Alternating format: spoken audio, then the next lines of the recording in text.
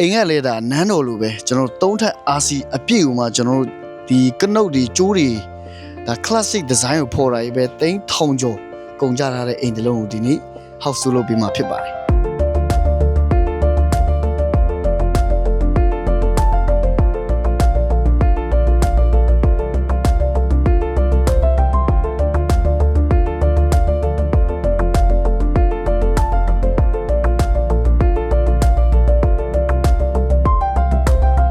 ဈေးနှုန်းကတော့ဒါကျွန်တော်တို့ဒီရက်ကွက်ဒီအနေထားလက်ရှိ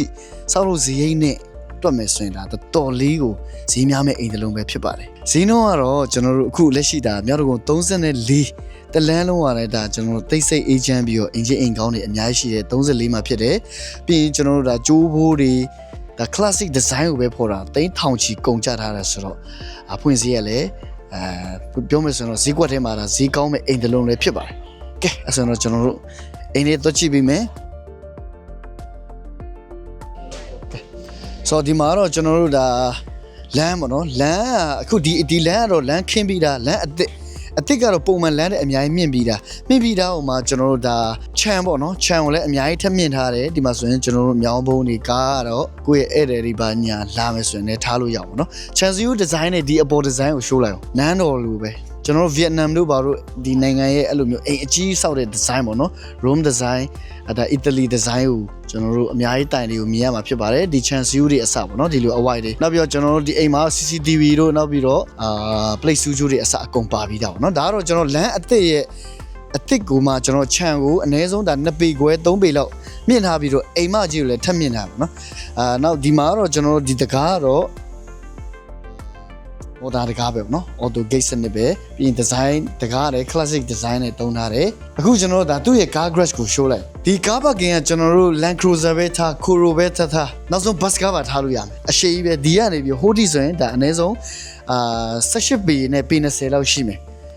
ဒါကျွန်တော်တို့ခုကားကြီးနေလို့ဘာညာကြောက်စရာမလိုကျွန်တော်တို့ဒီ Raptor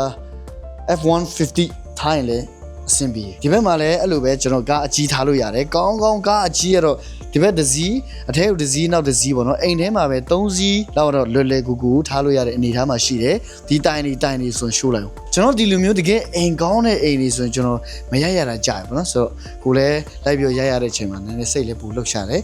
ဒီမှာတော့ကျွန်တော်တို့ဒီ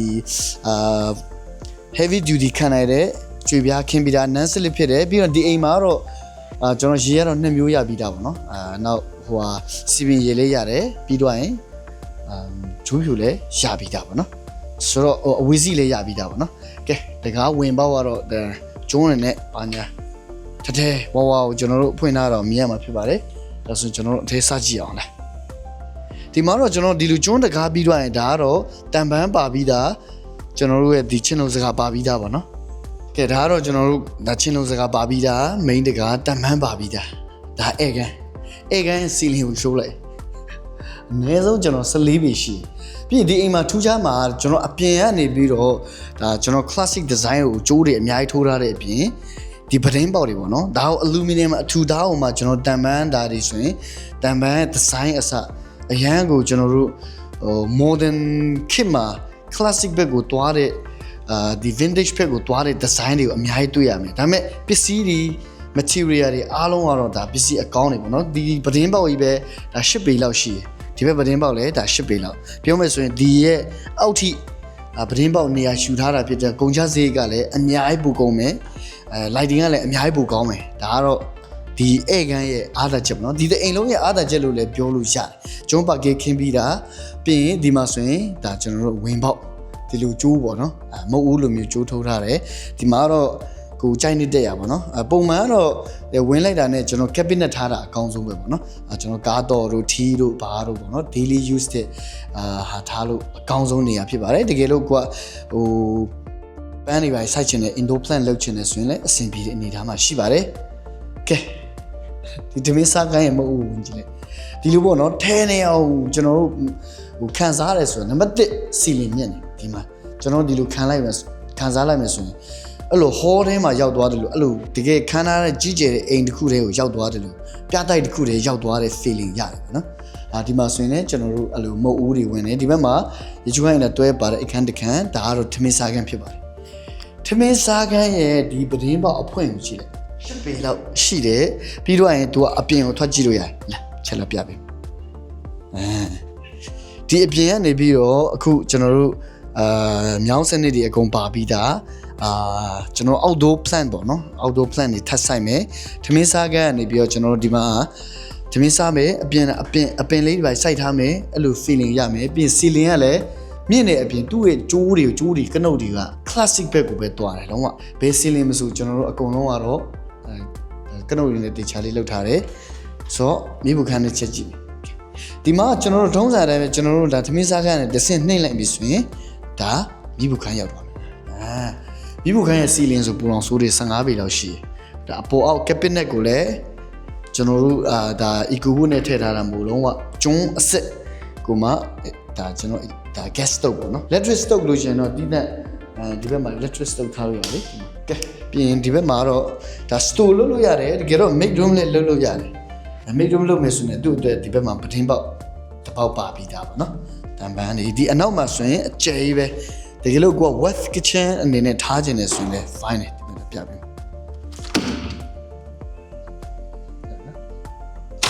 ကဲဒီမှာကြည့်ဒီကတော့ကျွန်တော်ကမီးကိုမဖွင့်ထားပါနော်ဒီမှာကျွန်တော်တို့ဒီလိုရှာထိုးလိုက်ပြီးတော့ဒီမှာအဝတ်လန်းတာတို့ wash closet တို့ပြီးဒီလိုစလုတ်လေးလေးလောက်ထားတယ်ရေဟိုးပဲကောင်းကောင်းစီးအောင်ပေါ့နော်ပြီးဒီတန်ဆူးကျိုးတွေလည်းစနစ်တကျလောက်ထားတယ်ဆိုတော့အဲအဲ့ဒါမြင်မြင်ထက်ကိုကြည့်လိုက်တာနဲ့တော်လေးကိုကျန်းနေပြီဆိုထဲတာပေါ့နော်အဲ့လိုထဲတယ်အဲ့လိုဒီ hall တခုနန်းတော်တဲ့တခုဝင်သွားတဲ့ feeling ကိုရတယ်ဒီမှာအိတ်ခမ်းရှိမယ်ဒါကတော့ကျွန်တော်တို့အများသုံးဖို့ရေချူခန်းအိမ်တာပေါ့နော်ရေချူခန်းအိမ်တာတစ်စုံပါမယ်ဒီမှာတိတိကျကျလေးပေါ့နော်ဒါကတော့အဲ့တဲ့လာရင်ကိုယ့်ရဲ့ရေချူခန်းအိမ်တာကိုပေးသုံးစရာမလိုဘာလို့ကိုယ့်ရေချူခန်းအိမ်တာမှာတော့personal care ပစ္စည်းတွေအများကြီးနဲ့ရှိနေပေါ့နော်ဒီမှာလည်းစတိုထားလို့ရတယ်ဒါကတော့သူတို့သုံးဖို့ကဲအိတ်ခမ်းတစ်ခမ်းနဲ့ကြည့်မလားအိတ်ခမ်းတွေကတော့ထွေထူးတော့မရှိဘူးဆိုပေမဲ့ပဒင်းပေါက်ကအတက်နိုင်ဆုံးဒီလိုဖွင့်လာပြီးဒီမှာအသေးလေးဒီဘက်မှာကျွန်တော်ဂဒင်ထားလို့ရတယ်ဆိုတော့ဒီဘက်လည်းကျွန်တော်တို့ခေါင်းရည်ရနေပြီးတော့လီဝင်တစ်ချက်ရအောင်လုပ်လို့ရတယ်ဒီဘက် channel ရတယ်ceiling design ကို show လိုက်တော်လေးကို classic ဖြစ်တယ်ကဲဒါကတော့သူ့ရဲ့ကျွေးအိမ်တာကတော့ဒါကြွေပြားနှစ်ပေတစ်ပေကြွေပြားအပြည့်ကိုမှဒီလို piano tab နဲ့ digital ပါတဲ့ဟာပါထည့်ထားပြီးတယ်ပြီးရင်ကျွန်တော်တို့သူ့ရဲ့မှန်တင်ခုံတို့ပါတော့ကတော့တစ်ဆက်လိုက်ပေါ့နော်အဓိကတော့ ceiling ကိုမြင့်ပြီးတော့ရမ်းဝယ်ထဲပြီးတော့ကြီးနေတဲ့ feeling ကိုကောင်းကောင်းရတယ်ဆိုအဲ့ဒါဒုတိယလောက်တော့ကြည့်မယ် let's go ဒီမှာဆိုရင်ဒီလိုကျွန်တော်တို့ထောင်နဲ့အထောင်ကကျွန်တော်တို့ကဒါ6လက်မပဲရှိတယ်အပြားကျတော့တပေရှိဆိုတော့လူကြီးတွေအတွက်တက်မယ်ဆိုရင်တော်တော်လေးကိုတက်တာရှိရယ်ပြီးရင်ဒီလက်ရန်တွေဒီတိုင်တွေအစဒါ solid ဖြစ်တဲ့ကျွန်းတုံးကြီးတွေကိုထားတာဆိုတော့ဒီအိမ်အပြင်ဒီဇိုင်းနဲ့အတွင်းနဲ့ခန်းနာမှုကလိုက်ဖက်နေမှာပါနော်ဆိုတော့ဒီဘက်ကြီးလီဂခွင်းနေရာတွေအစကျွန်တော်တို့ဟိုဘက်မှာအလူမီနီယမ်မှန်အချက်အကြီးတွေ10ပေလောက်မြင့်နေ6ပေ10ပေလောက်ရှိတဲ့နေရာတွေတုံးထားတယ်ဆိုတော့ second floor မှာတော့ကျွန်တော်တို့ဒီအခန်းဖွဲ့စည်းပုံတစ်ခုလေးပြပေးမယ်ဒီဘက်မှာ master bedroom တစ်ခန်းဒီဘက်မှာအခန်းနှစ်ခန်းနဲ့အလယ်မှာတော့ family living room ထားလိုက်တယ်ဒီမှာကြည့်လိုက်ကဲ cameraman တော့ကျွန်တော်ပြတဲ့ဟာကိုပြပေးနိုင်လားမသိဘူးဒီလိုမုတ်ဦးတွေပေါ့နော်မုတ်ဦးတဲ့အထဲမှာဒီကတော့ကျွန်တော် TV cabinet ထားမယ် TV ဒီဘက်မှာ sofa လေးထားမယ်ပြီးရင်ကျွန်တော်တို့အခန်းထဲမှာမွန်းကြရင်အပြင်လေးထွက်ထိုင်မယ်ကိစ္စလေးပြောမယ်ပြီးကိုအခန်းကိုပြန်မယ်အဲ့လိုလေးပေါ့နော်ပြီးရင်ကျွန်တော်တို့ရဲ့ balcony အကြီးတစ်ခုရှိမယ်ဒါကတော့ outdoor balcony ဖြစ်သွားမယ်ဒီမှာကြည့်ကျွန်တော်တို့ဒီတော်ဝင်မိသားစုလို့ပေါ့နော် royal family တခုလို့ကျွန်တော်တို့တောင်းတိုင်းနေရာတိုင်းပေါ့နော်ဒီမှာကြည့်ဝင်ပေါက်ဟာဒီလိုအချိုးကွေ့တွေအစပေါ့နော်တော်လေးကိုလာတယ်ဒါ master bedroom ဖြစ်ပါတယ်ဒီဘက်မှာ main master bedroom ပေါ့နော်ဒါပေမဲ့ဒီဘက်မှာလည်း master bedroom နှစ်ခန်းရှိရယ်ဒီဘက်အရင်ပြပေးမယ်ပြီးဟိုဘက်အကြီးကိုပြပေးမယ်ဒါကတော့ကျွန်တော်တို့ပုံမှန်ရေချူကအိမ်သာတွဲပါတဲ့အခန်းပေါ့နော်ဒီအိမ်မှာဆိုစုစုပေါင်းအိတ်ခန်းကြီးပဲကျွန်တော်တို့6ခန်းရှိမယ်နော်ဒီလိုအခန်းကြီးပဲ6ခန်းရှိရယ်ဒီဘက်တစ်ခုနှစ်ခုသုံးခုအဲ့လိုလေးပြီးရင်ဒါရေချူကအိမ်သာဒီ ဒီအကျိုးအိမ်တာမှာဒီမှာကြည့်တယ်ကျွန်တော်ပြမယ်ဘာလို့အပြင်ကနေကြည့်မယ်ဆိုရင်တစ်ချက်လောက်ဟိုကဖြစ်တယ်ဆိုမဲ့ဒီအထဲကနေဆိုရင်ကျွန်တော်ဒီဘက်မှာ shower space မှာကျွန်တော်တို့တောင်းတန်းအပြင်ရေမစင်တော့အဲ့လိုဆိုရင်ဘာဖြစ်သွားလဲဆိုတော့တန်ရှင်းလောက်ရတာတော်တော်တက်တာတော့ဒီဘက်အိမ်တာတို့ဟိုဘက်နှစ်တစ်နေရာတော်တော်တက်တာတော့ဒါရေဘူးရေးရမယ်ဒါအခင်းကတော့ non slip ပေါ့နော် non slip ကိုမှဒီမှာကြည့်ဒါမြန်မာအယူအဆပေါ့နော်မြေဘူးခန်းတို့ပြီးတော့ရင်ရေချူခန်းအိမ်တာတို့ဆိုရင်ဒီလိုတစ်ဆင့်နှိမ့်ပြီးတော့ဆောက်ပြီးတာတော်တော်လေးအဆင်ပြေကဲအဲ့ဆိုတော့ဒါကတော့အေကွန်ပါပြီးတာပေါ့နော်အေကွန်ပါပြီးတာနောက်ဒီဘက်မှာတခန်းရှိသေးတယ် let's go see ဒီဘက်အခန်းလည်းအဲ့လိုပဲသူကဒီ down လေးကဒီလိုလေးထွက်နေတာကရေချူကဒီအထဲမှာနေရတော့ waste ဒီ waste ပြောလို့ရတယ်လို့သူ့ရဲ့ design အရာသူကတိတက်တနေရာကျွန်တော်တို့ရေချူပင်နေရာတက်ယူပြီးတော့ပူထိုင်းလို့ပေါ့နော်တန့်ပြတ်နေမယ်ဒီဘက်မှာကတော့ပွင့်လင်းပြောမှဆိုရင်ဒီလိုကန့်လိုက်မှဆိုရင်ဒီဘက်မှာ cabinet အပြည့်ရတော့ဘူးနော်ဒါပေမဲ့ဒီ bedding box က waste ဖြစ်သွားတယ်ဖြစ်သွားတယ်မကြည့်ဒီအိမ်ရဲ့ design ပေါ့နော်ဒါပေမဲ့ဒီလိုပုံစံချက်တဲ့လူအတွက်ကတော့ဘယ်လိုပြောရမလဲအရင်ကွက်တိဖြစ်သွားတာပေါ့နော်ပုံမှန်ဆိုရင်ဒီဘက်မှာရှာဝါဒီဘက်မှာထားပြီးတော့ပူထိုင်းနေရာတွေမှာစိုးနေတဲ့အနေထားမှာရှိတယ်ဒါပေမဲ့ဒီအင်းကတော့မလို့တော့ဘူးတိတဲ့ဒီနေရာမှာဒါဆိုရင် digital နဲ့ပုံမယ်ရေဘူးရေပါညာနော် okay ဆိုတော့အခုက main master bedroom ရှိပြီနော် main master bedroom မှာကျွန်တော်ကိုယ်တိုင်လည်း personally အရန်ကိုကြမ်းအရန်ကြိုက် main master bedroom ဆိုတဲ့အတိုင်းပဲတစ်ဆင့်နှစ်ဆင့်လောက်တော့တက်သွားဒီလိုကဲဒါကတော့ကျွန်တော်တို့အိမ်တော်ဦးစီးတွေဟိုအိမ်ကကျွန်တော်တို့အမေကြီးအဖေကြီးတွေနေလို့ရတယ်နော်ဒီမှာကြည့်လိုက်ဒီပတင်းပေါက်တွေဒီလူအဝိုင်းအခုံးလေးတွေကအပြင်ကကြည့်မယ်ဆိုရင်လည်းလှတဲ့အပြင်စောက်တဲ့ဇေယျကလည်းပိုကြီးရယ်ဒီမှာကြည့်ပတင်းပေါက်တစ်ခုဒီလိုဟာပြီဒီတော့ပိုအောက်6ပေလောက်ရှိဒါဒီဘက်ခေါင်းရင်းဘက်ချမ်းပေါ့နော်ဒီဘက်ချမ်းကတော့တီးတန့်ကျွန်တော်ဆိုဖာထားမယ်ဒီမှာဆိုဖာထားပြီးတော့ဒီဘက်မှာအဝတ်ပါညာလဲမယ်ဘယ်လောက်မိုက်လဲပြီးရင်ဒါသူ့ရေချိုးခိုင်းနေတာလေးပြမယ်လေရေချိုးခိုင်းနေတာဒါပေမဲ့ဒီအိမ်မှာတော့နှမျောတာတစ်ခုကတော့ဒီလောက်အကျယ်ကြီး master bedroom မှာပတ်ထပ်မပါဘူးနော်ရေစင်ကန်လေးထည့်လိုက်မယ်တိတ်ကောင်းပါဒီဘက်ဆိုရင်ကျွန်တော်ဒီ cameraman အနေနဲ့ဒီတောင်းအနေကြည့်လိုက်နံပါတ်1ဒီအဝိုက်ဟိုဘက်အဝိုက်ဒီမျက်နှာစာတစ်ခုလုံးဒီလိုမြင်ရပြီးတော့ရင်ဒီမှာ main door ဒီအိမ်မှာတော့ကျွန်တော်တို့ဟိုပါပေါ့ကထိန်တော့တော်ကုန်ပါဗောနော်ကထိန်ရတာဒါပေမဲ့ဒီလောက်အိမ်အကြီးကိုဝယ်ပြီးတော့မှတော့ကထိန်ကတော့တက်တဲ့နာဗောနော်ကဲဒီမှာဆိုရင်ကျွန်တော်တို့ကိုယ့်ရဲ့အပြင်အောက်တို့နေရာဖြစ်တယ်မကြည့်လိုက်စိမ့်ဆိုအေးချမ်းတဲ့ဟိုဘက်အိမ်လေးအိမ်ကြီးအိမ်ကောင်းနေပဲဒီမှာလမ်းတောင်းရဲ့တကွက်ငုတ်ပြောမှာဗောနော်လမ်းဒါကလမ်းတောင်းဒါတကွက်ငုတ်တောင်းဒီမှာကြည့်ဒီဇိုင်းကိုရှုလိုက်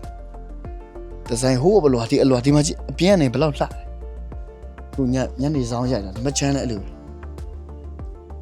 ထဲနေဆိုတဲ့ feeling ကိုရပြီးရင်အိမ်ထဲလုံးဝတောင်းတင်းနေကဲဆိုတော့အခုကဒါ main master bedroom ကနေပြီးတော့ဒီလိုလေးမဆင်းလာမယ်အဓိကတော့ကျွန်တော်တို့ ground floor မှာကျွန်တော်တို့အဲ့ခိုင်း ceiling အမြင့်ဖြစ်သွားတော့ကျွန်တော်ဒီအပေါ်မှာလည်းထပ်မြင့်သွားတယ်ဖြစ်သွားပါတော့ဒါတော်လေးကိုမိုက်တဲ့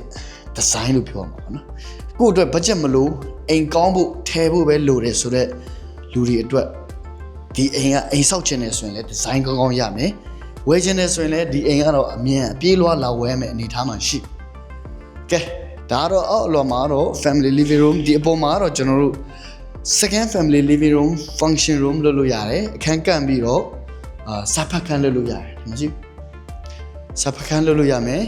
ပြီးရင်ဒီဘက်မှာအခန်းဟာတစ်ခန်းနှစ်ခန်းပြီးရင်အောက်မှာ main master bedroom တစ်ခုလောက်ထားတဲ့အပေါ်မှာဘာရှိသွားမလဲဆိုတော့ဖခင်ကဖြစ်ပါတယ် let's go အိုးဒီမှာကြည့်ကိုကွယ်တဲ့ကျွန်တော်တို့စင်းလို့တော့ကျွန်တော်ပြင်ပြီးတော့ဒီဖခင်เจ้าဆောင်မှာအကုန်လုံးကျွန်းနဲ့ကဲဘယ်လောက်ဂုံတီရှိမလဲဘယ်လောက်ထိခန္ဓာကြက်တွေရှိရเนาะ